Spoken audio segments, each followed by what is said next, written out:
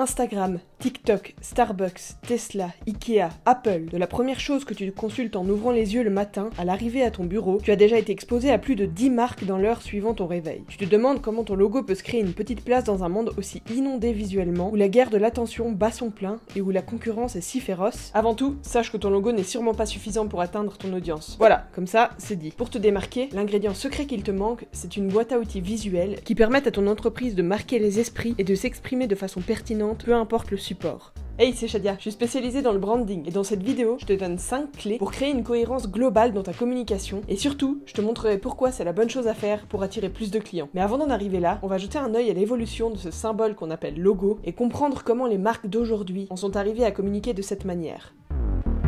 Le concept de logo est né il y a des centaines d'années et avait déjà plus ou moins les mêmes buts que maintenant, permettre de se démarquer et s'identifier par un symbole. Les cultures égyptiennes, chinoises ou encore mayas utilisaient elles aussi des pictogrammes pour communiquer. Mais bon, ça c'est un sujet super vaste qui pourrait faire une vidéo à lui tout seul. Du coup, on va faire un saut dans le temps jusqu'à la révolution industrielle. On est au 19e siècle, la classe moyenne est née, ce qui apporte beaucoup plus de consommateurs sur le marché et donc, il faut se démarquer de ses concurrents et soigner son branding. De plus en plus de sociétés utilisent un logo pour décrire ce qu'elles font et ce qui les rend uniques. Dès les années 50, tout s'accélère. Les entreprises comprennent que si elles veulent être présentes dans l'esprit de leurs clients, elles doivent en posséder elles aussi un. Le logo devient marque. Aujourd'hui, la majorité des entreprises a une image de marque bien plus travaillée et la plupart d'entre elles possèdent une identité visuelle qui ne se résume plus qu'à un seul symbole. La numérisation et l'arrivée du web 2.0 notamment ont changé pas mal de choses et les défis à relever en termes d'image pour une entreprise sont beaucoup plus vastes. Les supports imprimés sont toujours d'actualité, mais il faut y ajouter les réseaux sociaux, un site internet et la ribambelle de formats qu'exige le web.